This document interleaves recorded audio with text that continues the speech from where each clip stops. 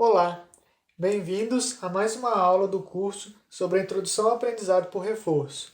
Todas as informações referentes a esta aula, bem como os demais materiais do curso e do projeto, vocês podem conferir na página da universidade. Nesta aula, iremos falar um pouco sobre o aprendizado por reforço aplicado em problemas de otimização combinatória. Dando início à aula, temos aí três figuras distintas. A primeira é um planejamento de rotas, onde o agente, seja ele um carro de entregas ou até mesmo um carro de passeio, precisa mapear e construir uma rota para se deslocar. A segunda é um sequenciamento de DNA, onde é possível conhecer a sequência em que as 4 bases nucleotídicas estão dispostas na molécula de DNA. E a última figura é uma placa de circuito impresso, que pode ser usada para alguma finalidade, como um aparelho telefônico ou dispositivos de controle de máquinas e entre outros. Bom, mas então o que essas três figuras têm em comum? Vamos supor que o automóvel da figura 1 deseja fazer sua rota gastando o mínimo de combustível possível e que o sequenciamento de DNA seja feito com a maior velocidade possível e que a placa de circuito impressa precisa ser criada com o menor gasto de energia possível. Em todas as situações, queremos que elas sejam executadas de forma ótima, ou seja, de forma que sejam realizadas o mais rápido possível ou com o menor gasto de energia possível. Porém, existem outras soluções para cada uma das situações, mas essas soluções não atendem à exigência de que seja gasta a menor energia possível ou a maior velocidade possível. Assim, podemos entender um pouco a ideia de problemas que envolvem otimização combinatória. No próximo slide, veremos algumas definições a respeito disso. A otimização combinatória é um ramo da ciência da computação e da matemática aplicada que estuda problemas de otimização em conjuntos finitos. Em um problema de otimização, temos uma função objetivo e um conjunto de restrições, ambos relacionados às variáveis de decisão. Os valores possíveis às variáveis de decisão são delimitados pelas restrições impostas sobre essas variáveis, formando um conjunto discreto, podendo ser finito ou não de suas soluções factíveis a um problema.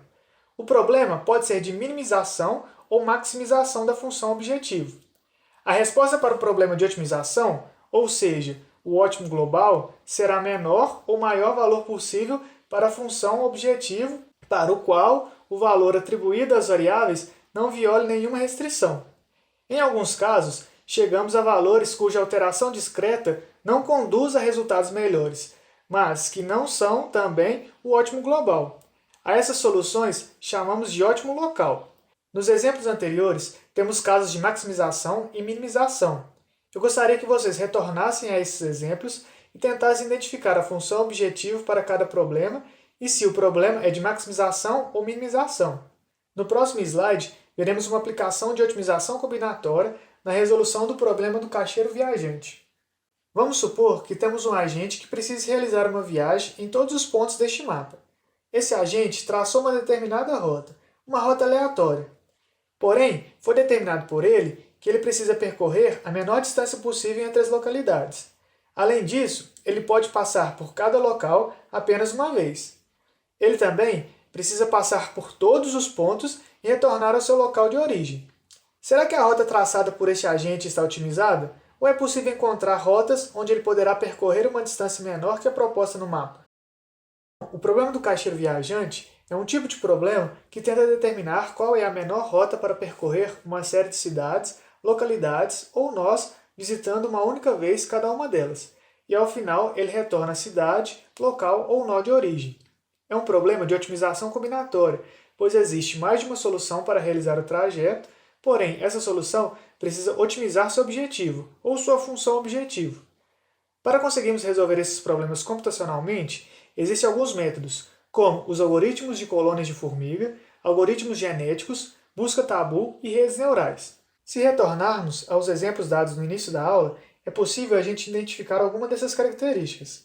Para montarmos um genoma, seria necessário realizar um grande número de sequências de DNA. Então, o agente precisa percorrer todas as sequências possíveis e retornar ao ponto de origem. Na confecção de uma placa de circuito impresso, o agente precisará percorrer por N pontos dela, criando o circuito e, por fim, fechando ele no ponto de origem. E assim, temos vários outros problemas seguindo essa mesma lógica.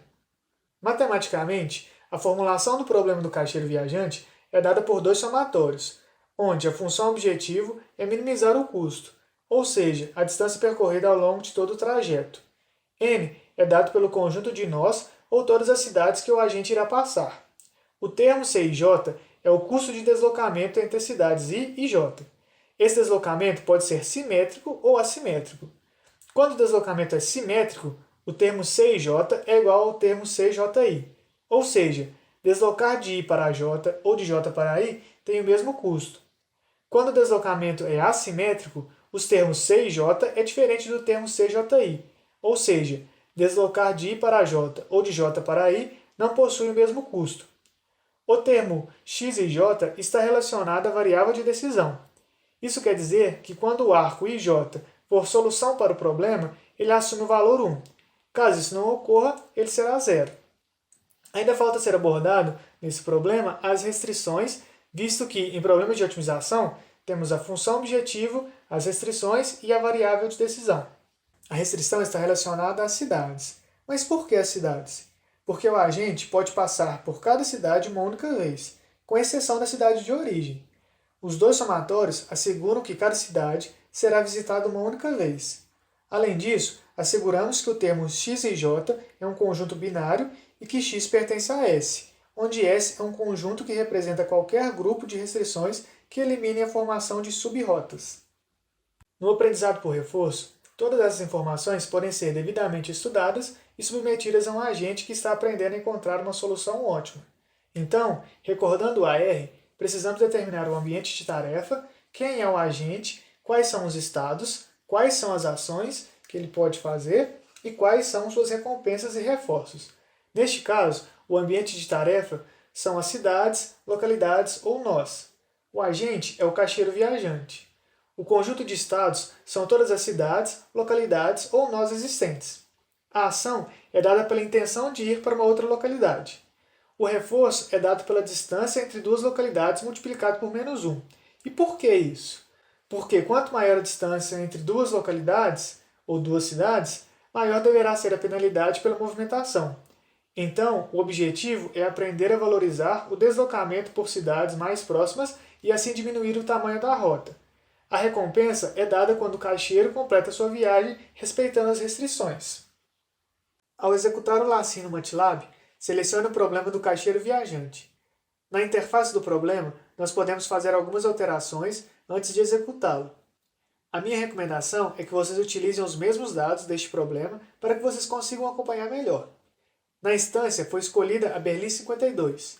O número que acompanha a instância é referente ao número de cidades que o nosso agente irá passar. Nesse caso, teremos 52 cidades.